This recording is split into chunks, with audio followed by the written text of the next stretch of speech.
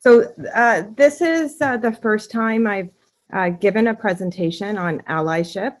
Allyship has been a big part of my life and my career for decades. So I am really honored to give this presentation, but I do so with humility, and I'd appreciate your feedback actually on it. Here we go. Here is my disclosure slide. And then my next disclosure and conflict of interest slide. And in terms of mitigating potential bias, the information in this presentation is actually peer reviewed, and I've shared some references at the end.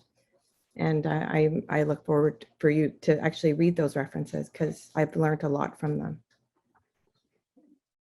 I'd like to start with a land acknowledgement, and doing a land acknowledgement is a very important part of being an ally.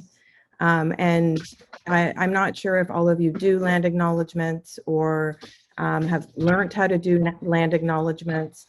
I can give you a few tips if you like. Whenever I give a presentation, I do a land acknowledgement pretty much at all the presentations I give. And I purposefully, whenever I'm in a different city, I look up the history of the traditional land and the traditional owners, who were the original people there. And I try to personalize it to that area. So acknowledging the land of where I'm giving the presentation, as well as the original owners of the land where I live and work, which is Toronto, which is the traditional territory of the Wendat, Anishinaabe, and Haudenosaunee.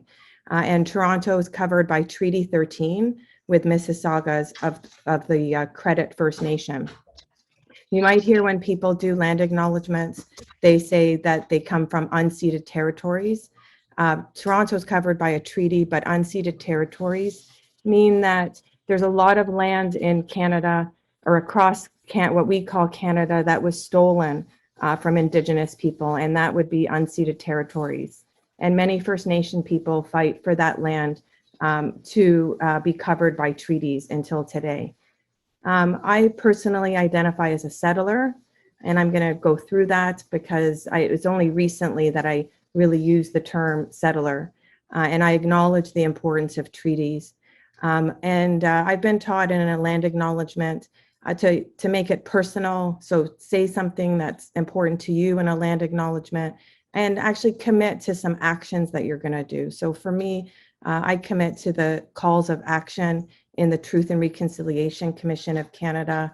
I read them at least 3 or 4 times a year to see if I am meeting them. And if you haven't read the Truth and Reconciliation Commission of Canada, which was put out in 2015, I highly recommend that. Even the summary is an excellent. I think everyone who lives in Canada should read it. I don't think that we can give a presentation today also without acknowledging that it's the 1-year anniversary of the murder of George Floyd. This week, I donated to the George Floyd Memorial Foundation. And I think we all saw his family at the White House. And I think that it's an important week for us to be talking about this topic. Sorry, talking about his murder is a bit emotional for me, I think for many of us. In terms of learning objectives, I'm going to review my definition of being an ally. There might be many out there, and you might have slight variations, and I look forward to hearing about them and related items that have been important to me. I identify 5 strategies for being an ally. I have a video for that, and review my experiences and learning as an ally. And I really look forward to hearing your experiences as an ally or working with allies and discussing as a larger group. So what does it mean to be an ally? Like Andrea, I'm a professor at a university and a physician and scientist. So I am an academic. So this is like my one really academic slide, but it is an important one. So bear with me. It has a lot of information on it.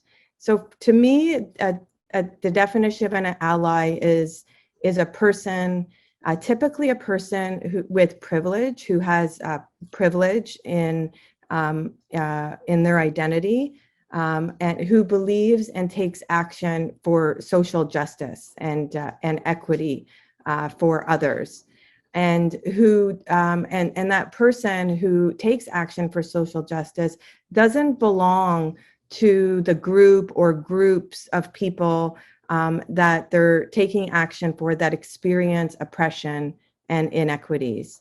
However, they sympathize, they listen, they learn about the experience of those who experience oppression and inequities. This one is very specific to me. It's important as an ally that I often don't feel that I can be an ally to a group if I'm not accepted by that group as an ally who experiences oppression. And an ally has to be willing to speak up if they see oppression or inequities, lift up. So sometimes that means stepping aside and actually allowing a person who's been from an oppressed group or marginalized group to take a leadership role instead of you, and to take any action you can against oppression and inequities. So I have starred there social justice, and the social justice is important in allyship, and it technically it was written that it's a political theory. However, to me, social justice is about taking action, and it's really about social transformation, disrupting the status quo, so that and understanding that our world is not equitable, and it's taking action, disrupting the status quo, so that to lead towards a more equitable distribution of health, wealth, power, freedom, privilege, and all resources, all those items that Andrea was grateful for. We also know that there continues to be a lot of oppression in our world. So that means the putting down of other groups and continued inequity. But I wanted to bring up the concept of intersectionality and how important that is when we're thinking about oppression and allyship. And intersectionality is the understanding how the aspects of a person's social and political identities combined, so not just their one identity, but their combined identities, impacts their positioning, their experience of power, their experience of privilege, as well as their experience of oppression and discrimination. And those intersecting aspects are often include gender, sex, race, age, sexuality, religion, disabilities, or ableism, physical appearance, and more. And the term intersectionality was coined by Kimberly Crenshaw, who's an American lawyer. So my history as being an ally really comes from probably comes from my parents, and many of you also probably had parents who believed and taught you equity and that all people are the same. And I believe that until today. So it's fundamental to my values. And I'm also like Andrea, I'm lucky that I love my jobs and I've been able to embed those values of equity in my job so much. So I'm an infectious disease specialist and a clinical researcher.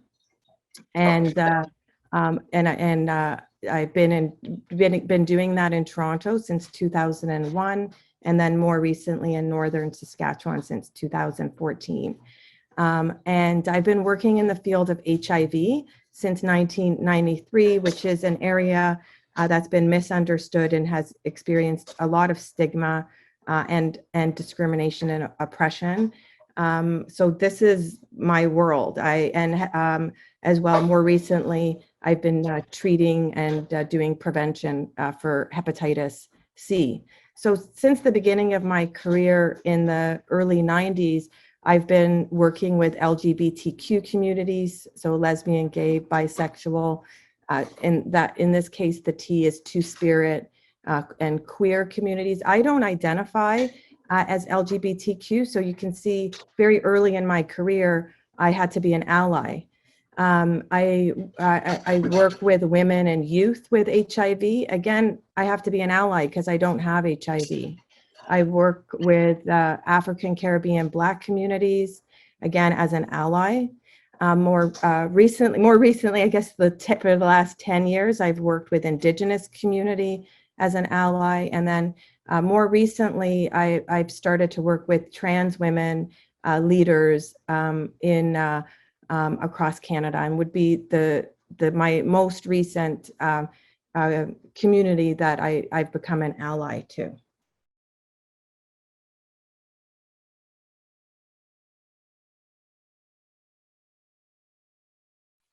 Okay, so in being an ally, and as was spoken about in the video, that I think one of the most important parts and places to start is understanding one's privilege or one's position in society, and reflecting on that.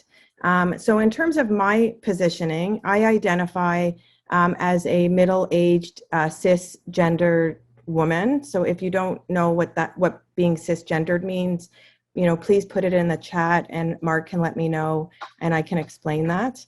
And I go by the pronouns mostly she and her. And however, I also would feel very comfortable going by the pronouns they or them, and actually having this a slightly fluid gender identity, and a lot of my identities being fluid has probably assisted me in being accepted as an ally. I'm a first generation Canadian, so my parents immigrated from Egypt in 1969, and so I was born in London, Ontario, and that's an important part of my identity. And my parents came not wealthy, poor, and through education, we became sort of middle class.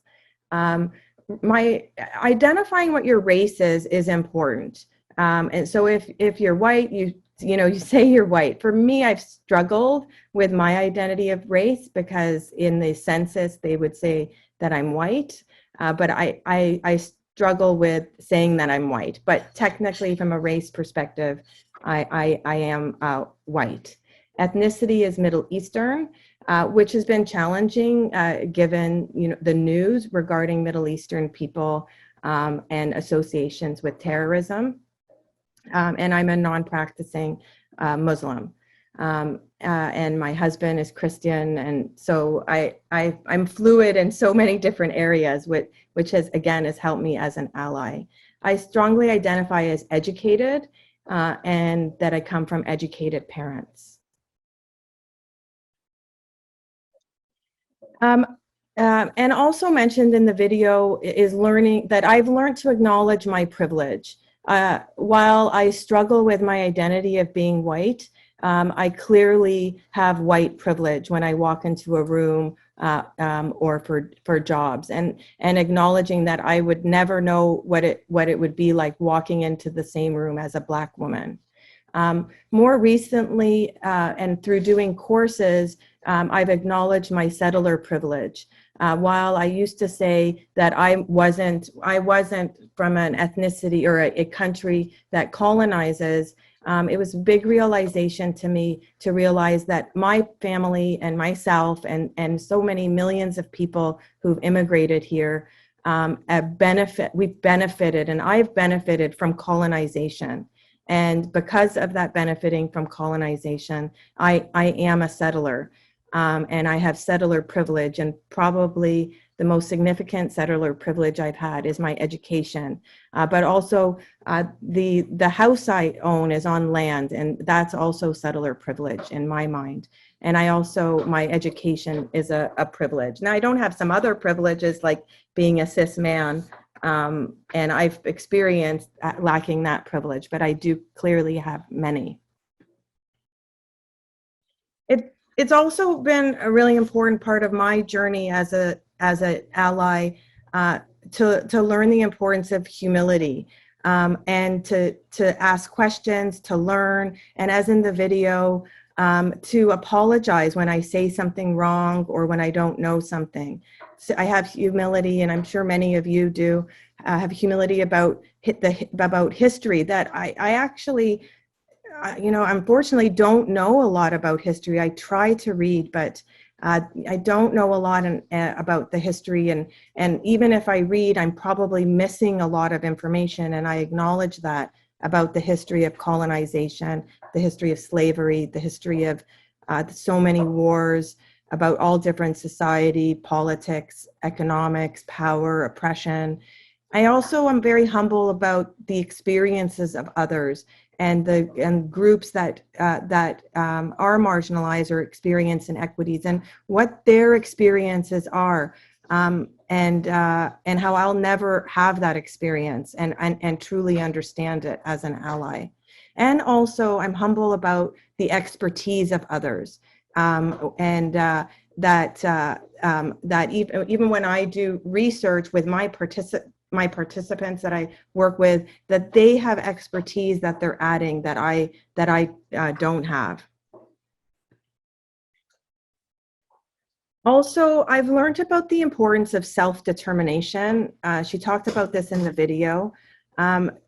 This is probably a more recent learning of mine, where some allies think that you can swoop into the First Nation community, for example, or some oppressed group, and you're going to save them.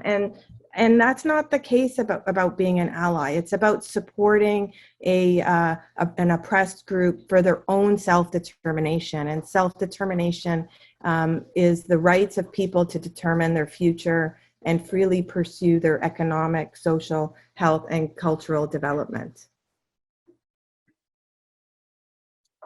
And as an ally, I recommend to just learn, and I keep learning. Any chance I have to take a training, I do it. And so I've done the Sanyas Indigenous Cultural Safety Training. Some of you may have also. If you haven't, I highly recommend it. Heather was asking me about these. So Heather, here are actually the email of people you can email. It was actually the Sanyas training was developed in BC by Cheryl Ward and Leslie Niska and the BC Provincial Health Service Authority Indigenous Health Program. And more recently, they've made an Ontario-based training. So if you're in BC, those are the emails to email, and then there is Larisha is the contact for the Ontario-based training, because you have, from an Indigenous standpoint, you have to learn about the culture, the Indigenous people's culture from the area where you live and work. So that localized training is important. In terms of anti-Black racism training, I've read How to Be an Anti-Racist by Ibram X. Kendi. I recommend that book. White Fragility by Robin DiAngelo is a little bit easier to read than How to Be an Anti-Racist, but both books are, I think, very important to learn about anti-Black racism and anti-oppression. I've taken the University of Toronto Anti-Racism and Cultural Diversity Office workshops. There's the link, and I would check out the university in your area to see what trainings they have. I'm sure they have trainings. In terms of anti-oppression training, we actually hired Rania Mugamar to do some anti-oppression trainings for my staff and projects. And also in the video, she said, do the work. It's not just taking action all the time, but doing the inner work and reflecting on yourself and about your positioning and your privilege. And then also acknowledging and exploring how you participate in oppressive systems. And sometimes you can't do anything about it, but just the reflection of it is an important action in being an ally. And then, of course, do the outer work also to help change oppressive systems. And action also includes learning. So some of my allyship during COVID-19, I think I've spoken about this during my talks and work with you. I was asked to be one of the co-leads of a COVID-19 community support response team during wave 1 to support shelters and respites with infection and prevention and control and outbreaks. I also was asked to do infection and prevention and control trainings and walkthroughs with local Indigenous community organizations. And this was interesting because they asked me to come and do the trainings and walkthroughs, and I was so excited to work with them. But then the organization said, thank you for the training. We're going to do the testing and vaccinations ourselves. And so being able to support their self-determination to lead that work was really rewarding to me.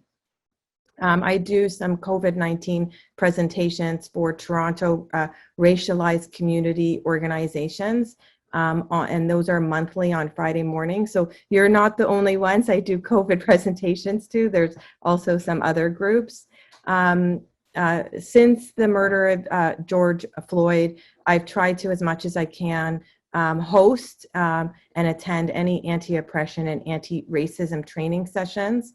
And I try to use my power to advocate for better access to health for structurally marginalized groups, for example, running some specialized vaccine clinics at our clinic. So in summary, an ally is a person who actively takes action against oppression and inequities that does not necessarily affect them personally. Social justice is the disruption of the status quo and working towards redistribution for equal power, privilege, and resources, and understanding one's positioning, privilege, and being humble and keen for continual learning is key to allyship. And I have a star there because this is something that's important to me, but it might not be for you, but for me and the groups I work with, being an ally, it's partly an invitation, and you have to be accepted by the group to be able to call yourself an ally. And finally, being an ally is a verb, being willing to take action, speak up, but also step aside when the group or the person who experiences or has experienced inequity historically takes leadership. I'd love to hear from you about your experiences of being an ally or working with allies, and here are the references. And so I'll open it up for questions and discussion.